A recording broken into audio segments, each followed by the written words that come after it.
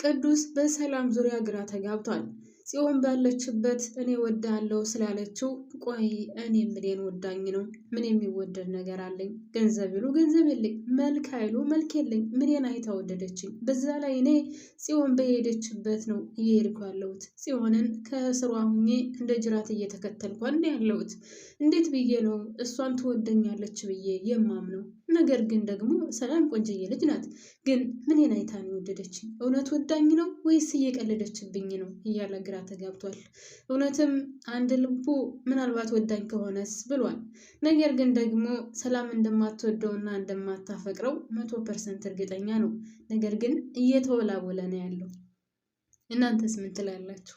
የቅዱስ መጃጃልና ቅዱስ ሰላም ወዳኝ ሆን እያለ ልቡ መቆሙ እውነት አላወቀ ሆኖ ነው? ያውቃል፣ ግን የሆነ ነገር ተሰምቶታል። ምናልባት እኮ ሰላምዬ ብትወደው አስባችሁታል? ከሀብታም ቤተሰብ ተቀላቀለ ማለት ነው።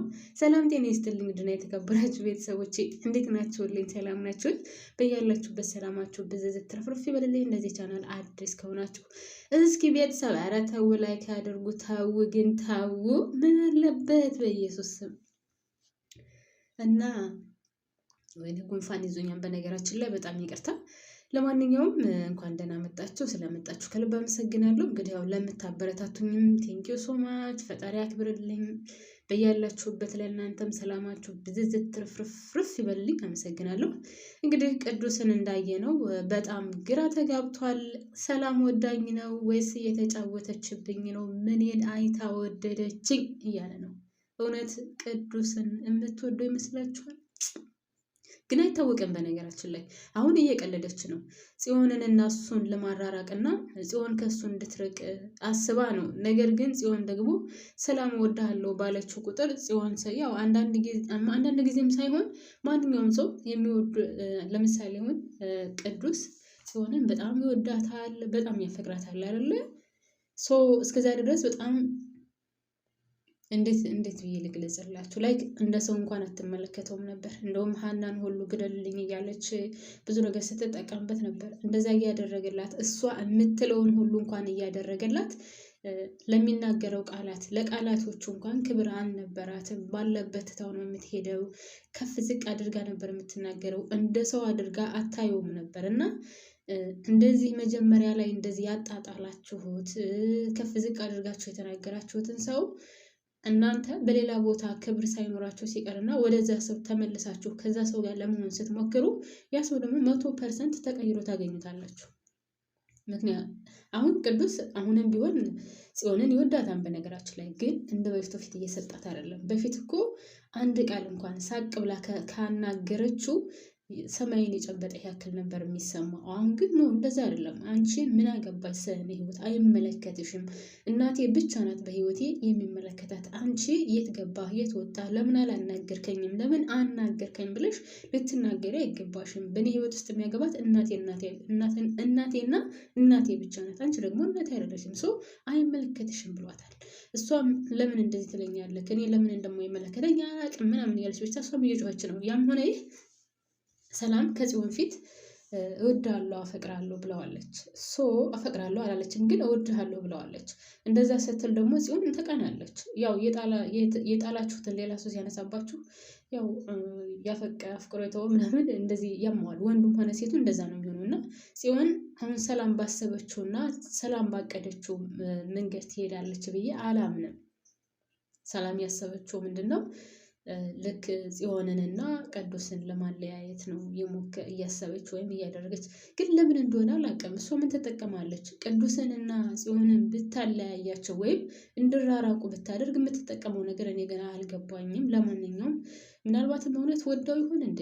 ግን አትወደውም። ብትወዱ እንደዛ አታደርግም። በጭራሽ ልትወደውም አትችልም። ሰላም ሲጀመር እንትኗ ይሄ ምርጫዋ እንደዚህ አይነት ወንድ አይደለም። ለማንኛውም እንግዲህ ቅዱስ እየተጨነቀ ነው። ለምንድን ነው እንደዚህ የምታደርገው? ለምንድን ነው እወድሃለሁ ያለችኝ? ገንዘብ አይሉ ገንዘብ የለኝ፣ መልክ አይሉ መልክ የለኝ። ምኔን አይታ ነው የወደደችኝ? ቆይ ምን የሚወደድ ነገር አለኝ? የቱን አይታ ይሆን? ምን ጋ ይሆን የወደደችኝ? እያለ እንግዲህ ቅዱስ በጣም እየተጨነቀ ነው፣ ከሚገባው በላይ፣ በጣም ከሚገባው በላይ እየተጨነቀ ነው። እና እንግዲህ ያው መጀመሪያ አካባቢ ቁጭ ብሎ እየጠበቃን ነበር። ሰላምም ደውላለት ያው እዛ ቦታ እንድጠብቃ ካደረገች በኋላ ሄዳለች። ሰላም እሱ ወዳለበት ከሄደች በኋላም አናግረዋለች። ስታናግረውም ለምንድን ነው እወድሃለሁ የምትይኝ? እውነት ወደሽኝ ነው ወይስ ምንድን ነው ነገሩ? ነው እየተጫወትሽብኝ ነው ያለሽው? እና የወደድሽልኝ ነገርስ ምንድን ነው? ምን የወደድሽኝ? እንደምታይኝ ነኝ። መልክ አይሉ መልክ የለኝ፣ ገንዘብ አይሉ ገንዘብ የለኝ። ምን የሚወደድ ነገር አለኝና ነው እምትወጂኝ ብሎ ይጠይቃታል። እሷም ወንድ ስለሆንክ ብቻ ምትወደዳለክ፣ ሌላውን ተው፣ ገንዘቡን መልኩን ምናምን ሳይሆን ወንድ ስለሆንክ ብቻ አንተ በወንድነትህ በሴት ልጅ ልትወደድ ይገባሃል፣ ትወደዳለህ። ማንኛውም ወንድ ስለሆነ ብቻ በአንድ ሴት ልጅ ይወደዳል፣ ይፈቀራል፣ አለቀ። በዚህ ለምን አታምንም ስትለው እንግዲህ ቅዱስ ይህንን ነገር ለምን አልፈለገም? ራሱን ማሳመን አልቻለም። ለምንድነው ራስን ዝቅ አድርገህ የምታየው? ለምን በመልክና በገንዘብ አንተን ትለካለህ? አንተነትህን ለምን በዚህ ደረጃ ትለካዋለህ? ለምን ዝቅ ታደርጋለህ? አንተ ሰው በመሆነ ብቻ ልትወደድ ይገባዋል ብትለውም በጭራሽ ራሱን ሊያሳምን አልቻለም። አላመነም። ውስጡ ሊገባለት አልቻለም። ይህ ሀሳብ ቤተሰብ ታውቃላችሁ፣ ቅዱስ ምን ያክል ራሱን ዝቅ አድርጎ እንደሚያሳይ ነው እንደማይ ነው እዚህ ጋር የሚታየው። ግን ደግሞ ራስን ዝቅ ማድረግ ሳይሆን አንዳንድ ጊዜ አንድ ሰው ያለበትን ቦታ ወይም ደግሞ የተሰጠውን አምኖ መቀበልም መልካም ነው። ለምሳሌ ቅዱስ እኔ ራሱን ዝቅ አደረገ አይደለም፣ ያለውን ወይም የተሰጠውን ፈጣሪ የሰጠውን አምኖ ተቀበለ ማለት ይቻላል አይደል ቤተሰብ?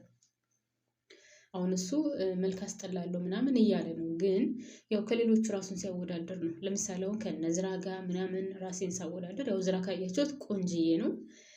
ሲቀጥል ደግሞ በጣም ሀብታም ነው። በትምህርትም ቢሆን በጣም ጎበዝ ነው። ሰው ራሱን ከዛ ጋር እያወዳደረ ስለሆነ ነው እንጂ ቅዱስ ያው መላጣ ነው። ትንሽ ገና ከልጅነቱ መላጣው ገባ ብሏል እንጂ ሌላ ምንም፣ ያው ጸይም ነው፣ ወንድ ልጅ ነው፣ ይበቃዋል። ምንም የሚያስጠላ አይደለም። ግን በዚህ ደረጃ ራሱን ማየቱ ደግሞ ተገቢ ነው ብዬ አላስብም። ያም ሆነ ሰላምን ብትሆን ለምንድን ነው ራስህን በዚህ ደረጃ የምታየው? ለምንድን ነው ራስህን ዝቅ የምታደርገው? ወንድ ስለሆንክ ብቻ ልትወደድ ይገባሃል። እና ከገባህ ወንድ ስለሆንክ ብቻ ልትወደድ ይገባሃል፣ ሌላውን ነገር ተው ብለዋለች። እሱም እኔ ጽዮንን እንደምወዳትና እንደማፈቅራት ታውቂያለሽ፣ ከጽዮን ውጪ በጭራሽ ሌላ ሰው አላይም ነበር ያለት። ግን ሳስበው ቅዱስ ቢሆን አሁን ቤተሰብ ምናልባት ይሁን አለረ ልቡ እንትን እያለ ልቡ እየተወሰወሰበት ነው። ሰላም ተወደኝ ይሆን አትወደኝ ይሆን? ለምንድን ነው እንደዚህ ያለችኝ? ለምን እወድሃለሁ አለችኝ? እየተጫወተችብኝ ነው? እየቀለለችብኝ ነው? የሚል ጭንቅላት ውስጥ እየዞረበት ነው። እንግዲህ መጨረሻ ላይም ሲለያዩ ምንድን ነው ያለችው? ነግሬሃለሁ፣ ለምን ወደድሽኝ? እንዴት ወደድሽኝ? የትኛው መልክ የትኛው ገንዘብ አትበለኝ፣ ወንድ ስለሆንክ ብቻ በወንድነትህ ልትወደድ ይገባሃል ብላ ነው ትታው ሄደችው። አሁን ከጭንቅላት ውስጥ እየዞረበት ነው ያለው ማለት ነው። በሌላ በኩል እንግዲህ ሰላምና ሀንዬም እንግዲህ ምኝታ ላይ ተገናኝተው ነበር እና ሲያወሩ ያው ስለ ቅዱስ ልታዋራ ፈልጋ ነበረ። ቅዱስን ለምንድን ነው እንደዛ ያልሽው?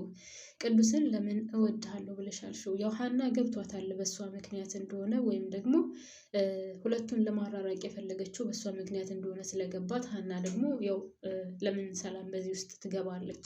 በእኔ ምክንያት ሁሉም ሰው እየተጣላ ነው፣ ስለዚህ ይሄ ነገር መከሰት የለበትም ብላ እንግዲህ ሀናም ለማናገር ሞክራ ነበር። ነገር ግን ለምን እንደዚህ ታደርጊያለሽ?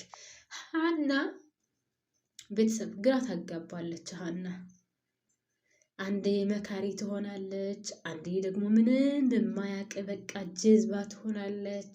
ተምራለች ተብሏን ግን እንደተማረች አታስብም ምናምን እና ሀና ጭንቅላት ታዞራለች። እኔ ለምን እንደሆነ አላውቅም። አሁን ሰላምን ተቆጥታ ነው ስትናገራት የነበረው ስለ ቅዱስ። ለምን እንደዚህ ታደርጊያለሽ? ቅዱስ በጣም ንጹሕና የዋህ ልጅ ነው።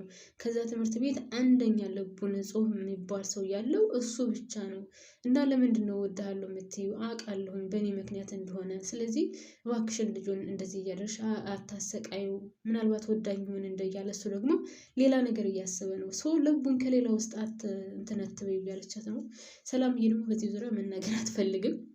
ያው አንድና እንዳለቻት ምንድን ነው ቅዱስ ምን ነክቶት ነው? እኔ እሱን እንደማልወድና ምርጫዬ እንዳልሆነ ጠንቅቆ ያውቃል። ሰው ለምን በሌላ ነገር ያስበዋል ነው ያለችው። ወንድ ልጅ ነው ለምን አያስብ? በዛ ላይ ሰላም ቆንጅዬ ናት። እሱም እንዳለው ሰላም እኮ ቆንጅዬ ልጅ ናት ነው ያለው። ቆንጅዬነቷ ብቻም ሳይሆን ይሄን አጥጣይ ሀብታም ልጅ ናት እናትዬ።